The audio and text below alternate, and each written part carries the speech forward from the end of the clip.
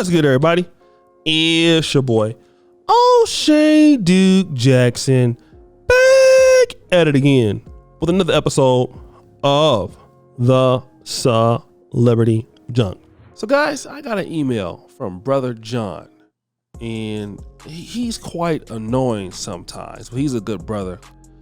And he says this, O'Shea, this is what I'm talking about. This is what I love to see. Why Fubar Johnson is running his mouth and crying. Deion is building Black Voltron at White Colorado. Elevation, promotion, chess, getting this money as a group. And he talked about 5 of the coaches that are going to leave Jackson State, and 1 coming from Mississippi Valley State going to Colorado. And so for the most part, all Black coaching staff. I want to play this particular video from this channel called Around the Association that will pretty much talks about what's going on with Brother Deion. Hey fellas, let's work today. Let's focus. We still got the main thing, right? Yes, sir. Let's keep the main thing. The main thing. Say that. Keep the main thing. The main thing. Keep the main thing. The main thing. Let's go.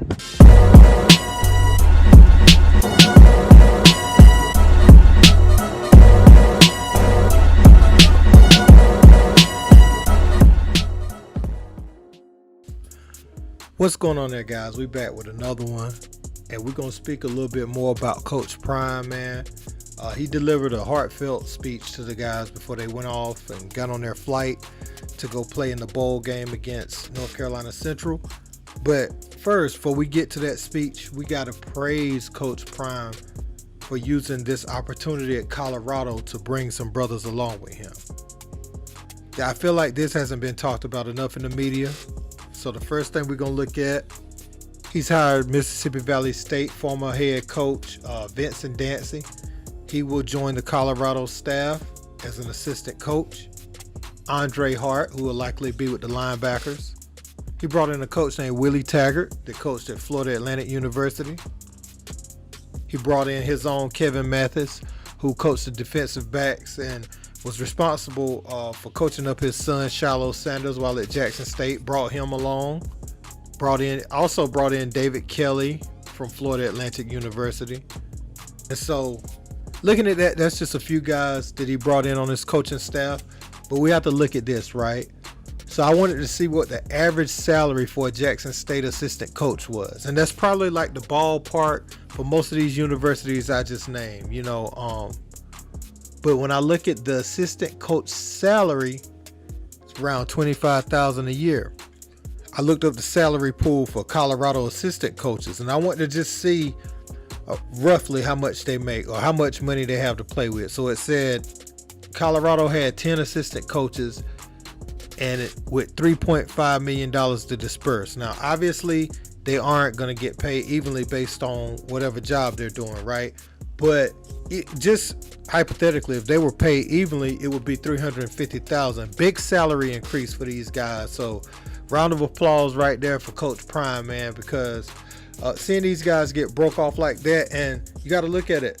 This payday is probably their biggest one of their lives. So round of applause again, man. And I also looked up, I was curious about what Mississippi Valley State head coach made, and I could only find like a median, and it says the men's team head coaches make about $64,000 each year. So even with the Mississippi Valley State head coach going over there with Deion to Colorado, his salary is going to be greater than it was as a head coach for Mississippi Valley. So, brothers, you heard what he had to say there.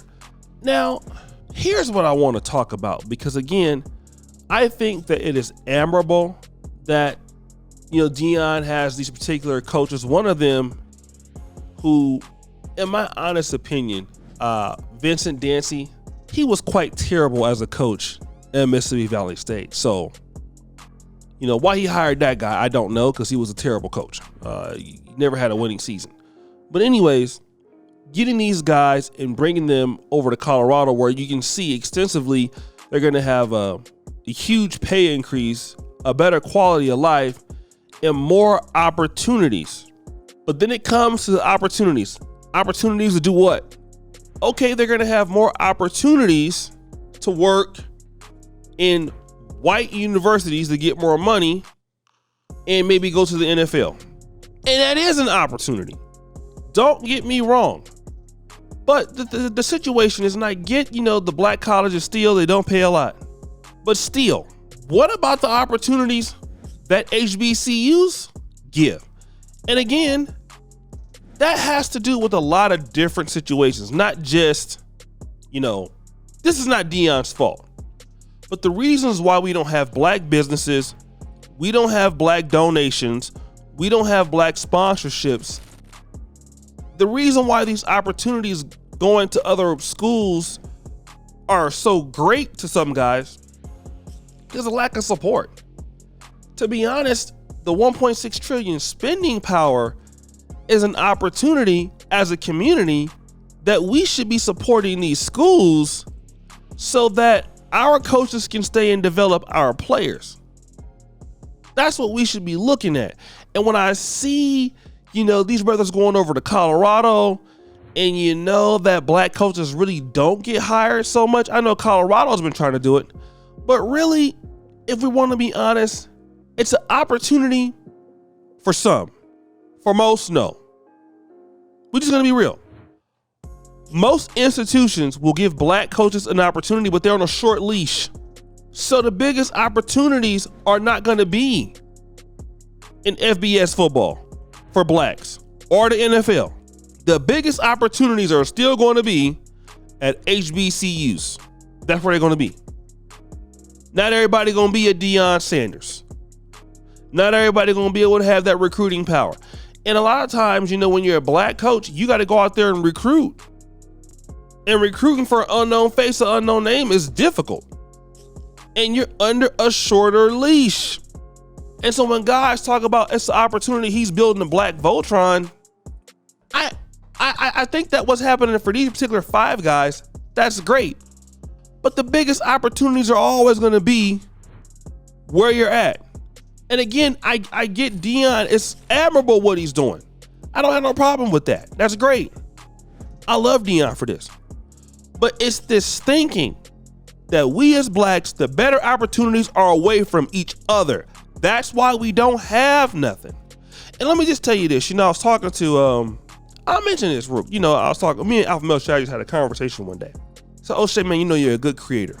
You probably should expand your audience, because, I know you're a black creator, but, you're turning down a lot of opportunities by just sticking in the black issues. You have an opportunity to be more a broad spectrum. And, and I agree. I think that, as a creator, I've one of the better production studios in YouTube, period. Yeah, it makes sense.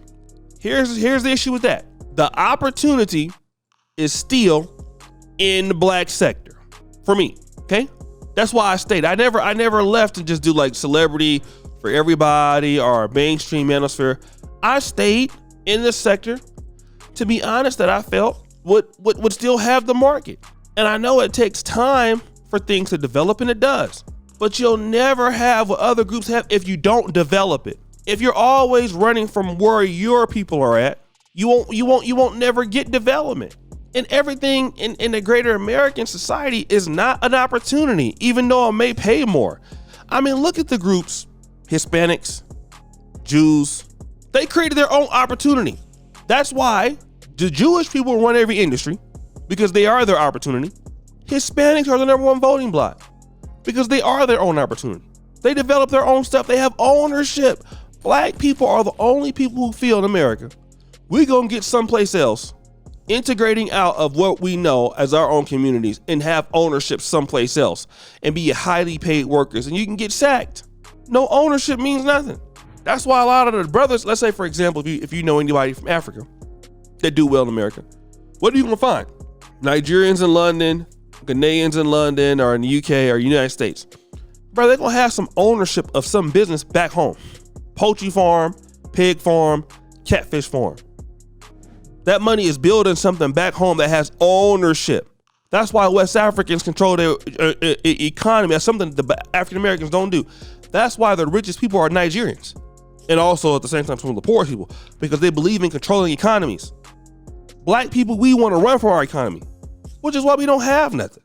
And until we have the mind that the biggest opportunity gonna be with us, we ain't gonna never have anything. And I like what the brother's doing, but for y'all who think this is why you don't have black wealth. But guys, what do you think? It's your boy, O'Shea Duke Jackson, back at it again with another episode of The Celebrity Junk. Appreciate you for all that you do. Subscribe to the bell. We're out.